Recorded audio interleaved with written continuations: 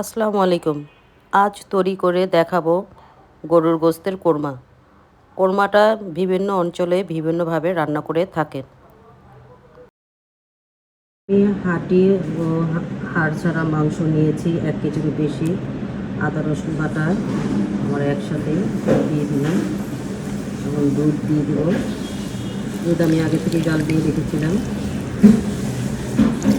আধা ঘন্টা ম্যারিনেশন করে রাখবো। আমি প্রথমে কিছু পেঁয়াজ বেরেস্তা করে নিচ্ছি। কোরমা তৈরি করার জন্য পেঁয়াজ বেরেস্তা খুবই জরুরি। পেঁয়াজ বেরেস্তা মাংসের স্বাদ অনেক গুণ বাড়িয়ে দেয়।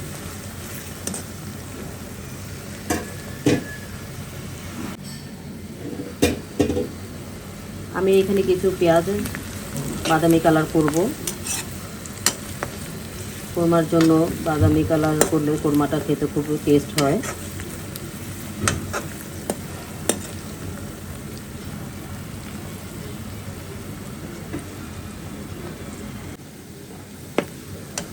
পেঁয়াজ বাদামি কালার হয়ে গেছে। আমি এখন পেঁয়াজগুলোকে তুলে নেব।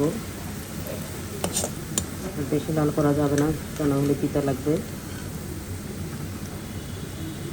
আমি এখানে আদা রসুন পেস্ট করে নিয়েছি।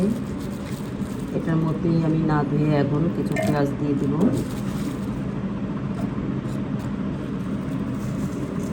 পেঁয়াজ বেরেস্তা করেছিলাম তা দিয়ে দিলাম। দিব কিছু কিশমিশ,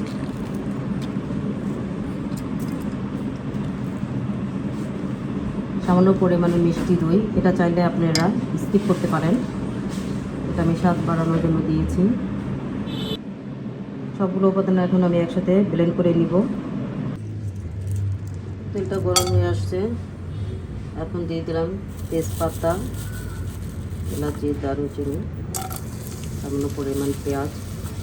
পেঁয়াজটা এখানে আমি কমই দিয়েছি, কিন্তু এটা বাদামি কালার করা যাবে না, আর বেশি ভাজা যাবে না। এখন দিয়ে দেবো আদা রসুন বাটা।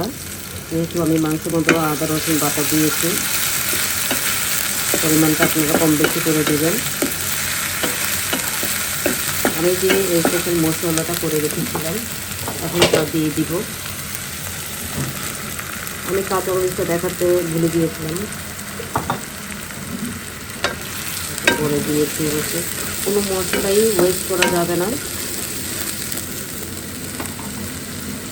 দিয়ে দিলাম সামান্য পরিমাণে লবণ। লবণটা আপনারা আপনাদের স্বাদ অনুযায়ী দিবেন। আমি বাদামটা আলাদা করে পেস্ট করে রেখেছি। এখন দিয়ে দিব সামান্য পরিমাণে বাদাম, 1/2 টেবিল চামচ।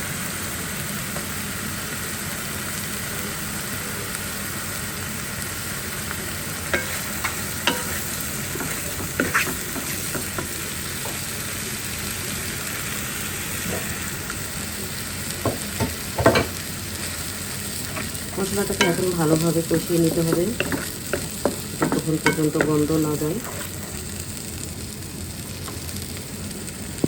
দিয়ে দেব 1 টেবিল চামচ ধনিয়া গুঁড়া, জিরা গুঁড়া। এখন সামান্য পরিমাণ পানি দেব। মশলাটাকে আমি কষিয়ে ব্লেন্ড করে রেখেছিলাম, সেই ব্লেন্ডটা ধুয়ে আমি এখন পানি দিচ্ছি।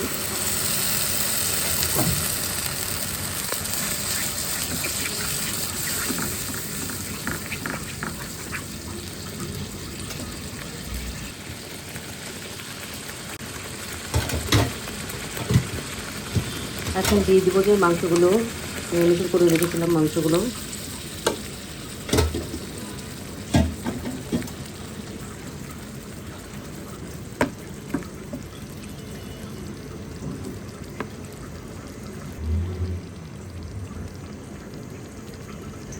চুলাটা মৃদু আঁচে রাখবো। মাংসটা আস্তে আস্তে ভুনা হতে থাকুক যত পর্যন্ত মাংসটা কষানো না হয়।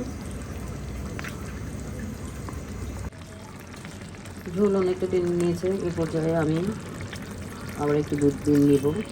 এখানে কোনো রকম পানি ব্যবহার করা যাবে না, সম্পূর্ণ গোস্তটা দুধের উপরে রান্না করতে হবে।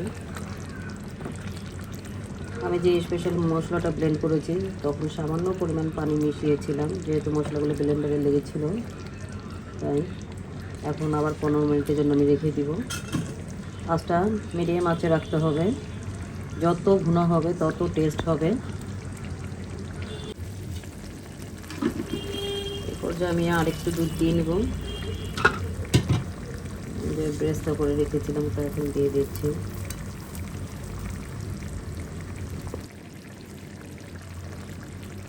দিয়ে দিলাম ঘি। আমি এখন এটা আরও 10 মিনিট রাখবো। কয়েকটি কাঁচামরিচ দিয়ে দিয়েছি। এখন আমি চুলাটাকে বন্ধ করে দিব। গ্রেভিটা আরও শুকিয়ে যাবে, কিছুটা পানি রাখার। আমি এখন চুলাটাকে নিভিয়ে দিব। আমার কোরমা তৈরি হয়ে গিয়েছে। আজ এই পর্যন্তই। সবাই ভালো থাকবেন, সুস্থ থাকবেন। আল্লাহ হাফেজ।